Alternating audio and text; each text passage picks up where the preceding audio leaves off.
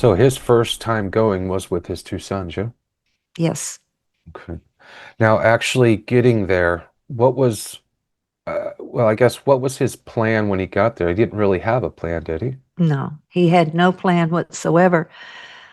He had no idea how to get there. He knew the town, that it was close by. So he flew in to a town called Erzurum, which is maybe I don't know, 3.5, 4 hour drive from there. And but getting out there was they had to take, well, they flew in and then they had to take a train. They actually took the old Oriental Express and they were expecting a real plush, elegant, and it wasn't at all. It wasn't at all.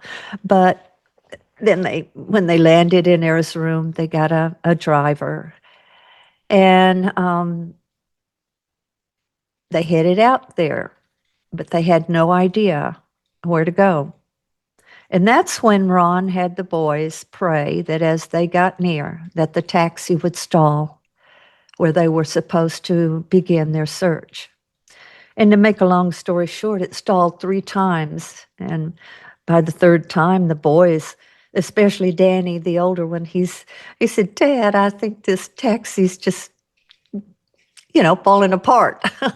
But every time it stalled, they would get out and pile up a pile of rocks right on the road, on the side of the road, while the driver's looking at his engine. And he would see nothing. He'd get back in there, start up, and they'd be on their way. Was it So it daytime stalled. at this point? Was it daytime or nighttime during this? It was daytime into nighttime. So it was probably getting dark. I'm not sure, and none of them are here for me to ask. But it was. I'm pretty sure it probably was. I don't think they would have begun that journey late at night. So it stalled 3 times, and then they had their driver go right to the hotel, and they checked in for the night. And every time they went out there and checked the piles of stones, I think they did a 90-degree walk out Hmm. to. And I think it Yeah. was, and just correct me if I'm wrong, but the first one that they did led them to the rocks, the what are they called? That they The hang over drogue the ship, stones. Job Yeah. stones.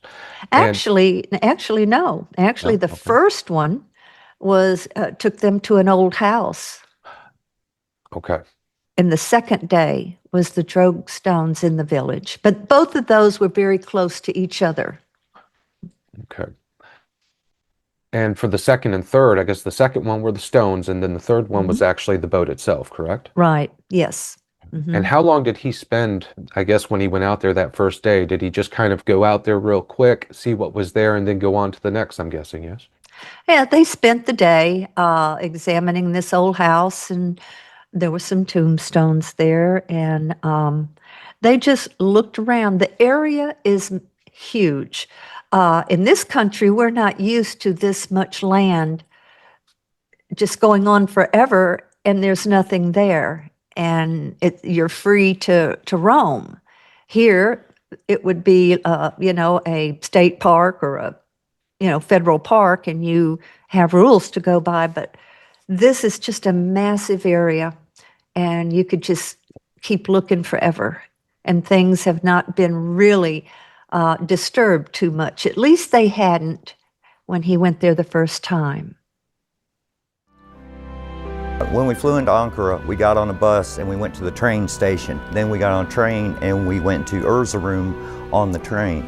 And while we're on the train, we're going all through these mountainous, and my dad didn't have any coordinates for the boat-shaped object or anything.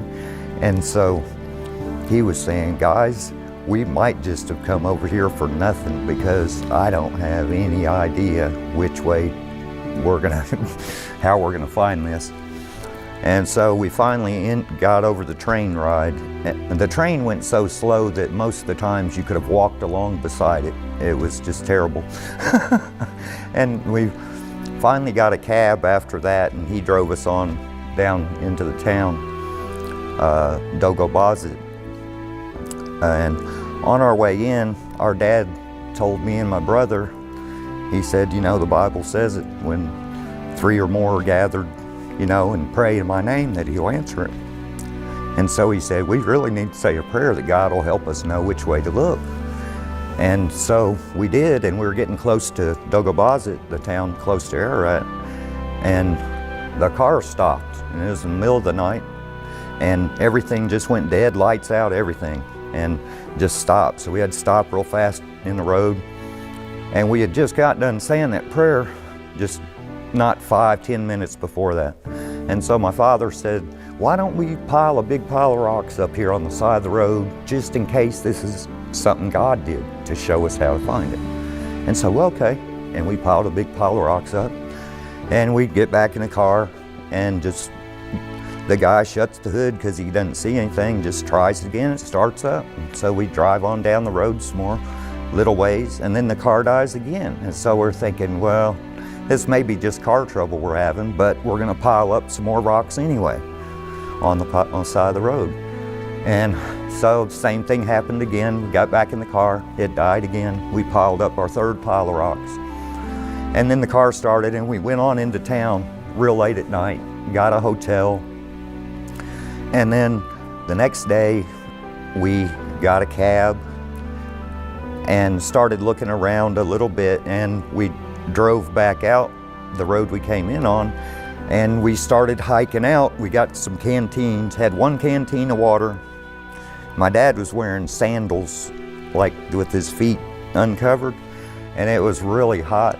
And so we were hiking up this hill, and our canteen had a hole in it.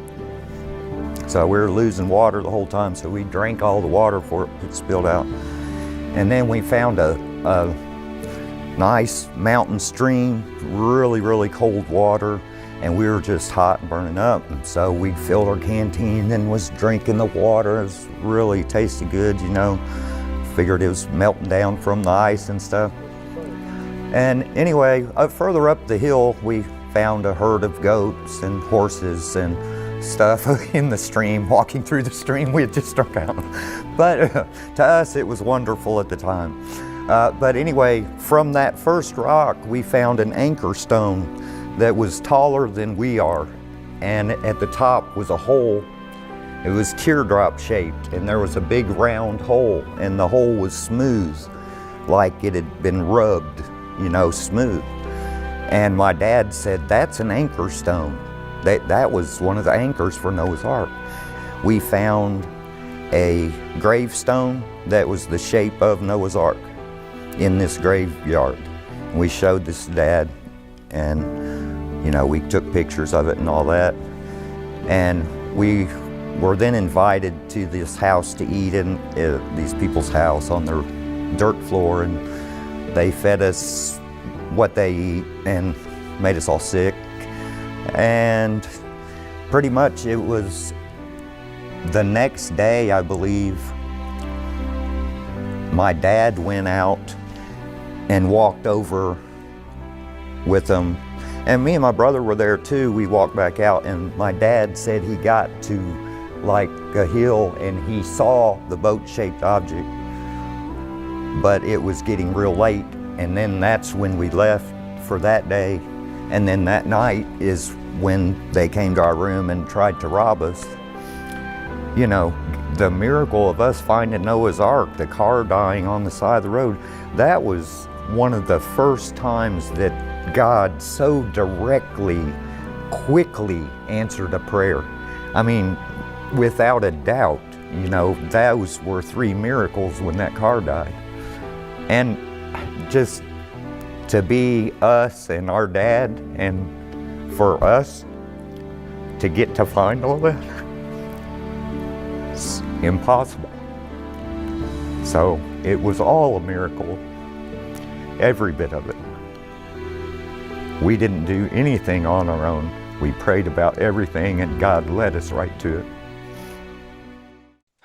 The house that they found, were they able to find any kind of writings on anything, or was it just the drawings where you see of the crosses, which I think was done by later generations, right? Yes. Let me interject something here. Okay. This area, if you look at a map, you'll see that there's a little area that juts out like this that sticks into Armenia. And Iran is on one side, and the rest is Armenia. And it's a part of Turkey. And back in a long time ago, in the early 20th century,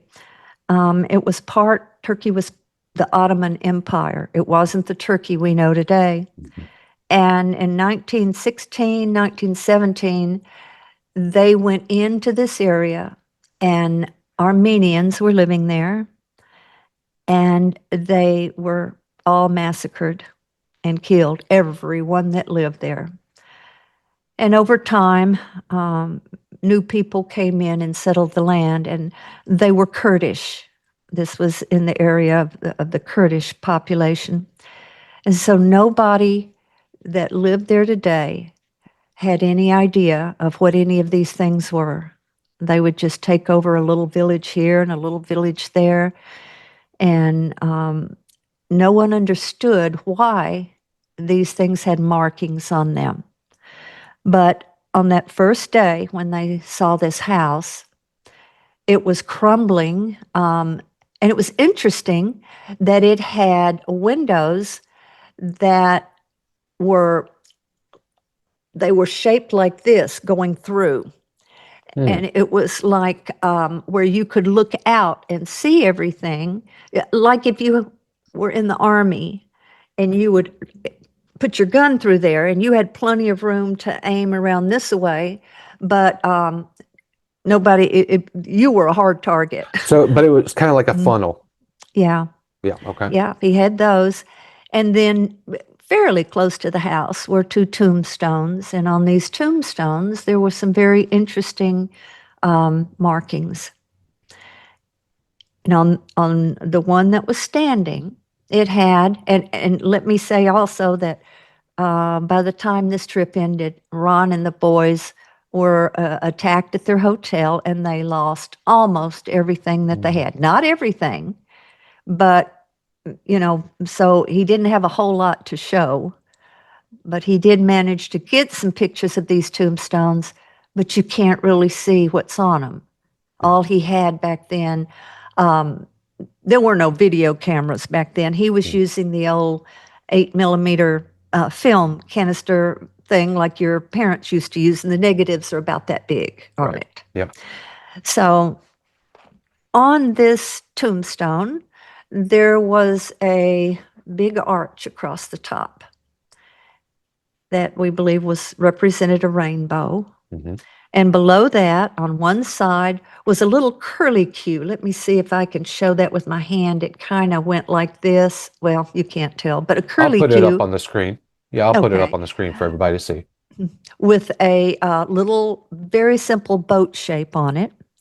And walking away from this were 8 people. They weren't crudely drawn. They had an artistic bent to it, but they were not the way we would draw today. Mm-hmm. The tallest one was the man. He was first. The next tallest one was a woman.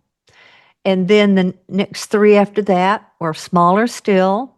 Those would have been his 3 sons. And then after that, 3 women would have been his daughters-in-law. Mm-hmm. And they were all walking away from this ship. And on this one, the one that had Noah first, his head was down, and it was from the side, and his eye, Ron said, was an X, like an X. And also the woman's head was down, and her eye was kind of like an X. Mm. So the other one, the same thing, only this time, only the woman's head was down with the X. So when Ron talked to some scholars and scientists and archaeologists that he had become acquainted with, they said that was iconographic representation. The importance of the person is reflected in the size, and that the head being down and the eye being X'd probably indicated that they were dead. So what this indicated was that Mrs. Noah died before Noah. Mm-hmm. So that's pretty much what he found that first day.